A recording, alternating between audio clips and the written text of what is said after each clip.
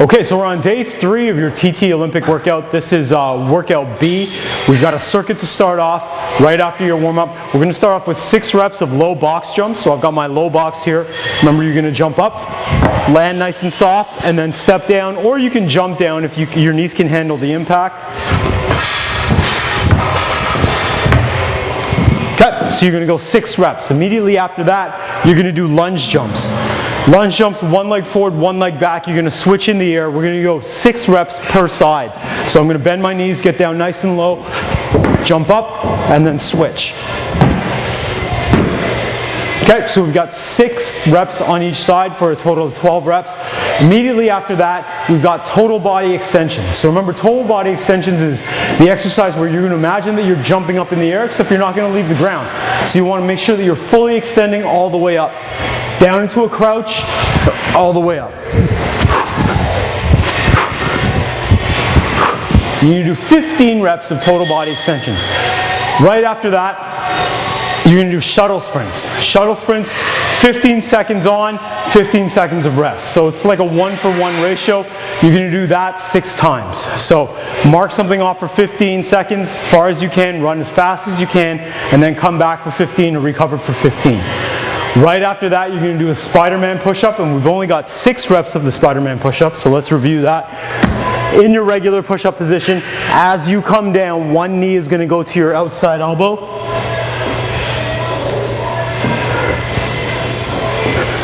So we've got 6 reps of the Spider-Man push-ups, and then to finish, regular pull-ups. So with pull-ups, palms are facing away from you. You're going to get a nice wide grip.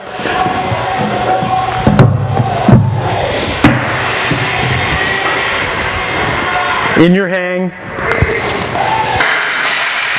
and then back down. So make sure that you're depressing your shoulders on your pull-up, squeezing your shoulder blades together as much as you can. Once you finish that circuit, you're going to rest for 60 seconds, and then repeat it one more time for a total of 2 rounds. Then we're into our next circuit. Okay, so we're on the second circuit for workout B. We're going to start off with a dumbbell clean and press. So I'm going to have my dumbbells out here in front of me. I'm going to slightly hinge at my hip, and then from here I'm going to use that explosion and the extension from my hip to get the dumbbells up to my shoulder height. So here, and then from here, I'm going to press up over my head. And then bring it back down, clean the bells up, push up over my head. Make sure that when you're pushing the bells up, you're squeezing your glutes, keeping your abs nice and tight. You're going to do 6 reps of that exercise.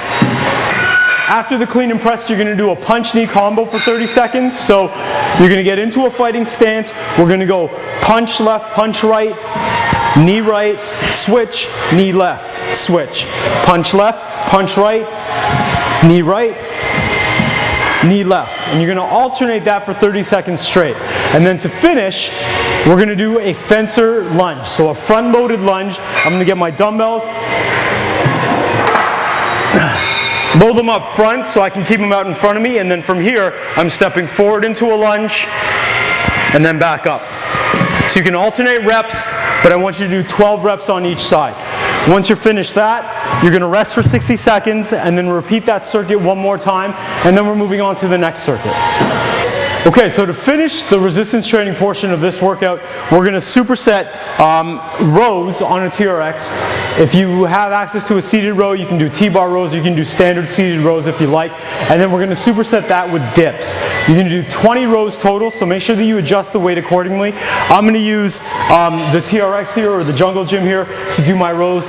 Just a review on the rows, you always want to make sure that you're leading with your chest. We really want to force that retraction of your scapula, so that opening up and that squeezing of your shoulder blades. So set myself up, and if I want to adjust the weight accordingly when I'm doing these rows, then I'll bend my knees and I'll kind of reduce the length of the lever arm. So instead of my heels being on the ground, my feet will be flat on the ground, my knees will act as the pivot point. So something like this. So I'm bridging my hips up, my feet are down on the ground, pull and squeeze, and then come back. 20 reps is a lot of reps, so that's probably the best way for me to successfully complete 20 reps, is just doing it that way. Immediately after that, I'm going to set my timer for 30 seconds, and we're going to do dips. So you can either do them on a standard dip station, or if you have access to rings, I'm going to be using the Jungle Gym here. So for the dips, I'm going to set myself up, keep my knees in, get down to parallel, and then drive into lockout.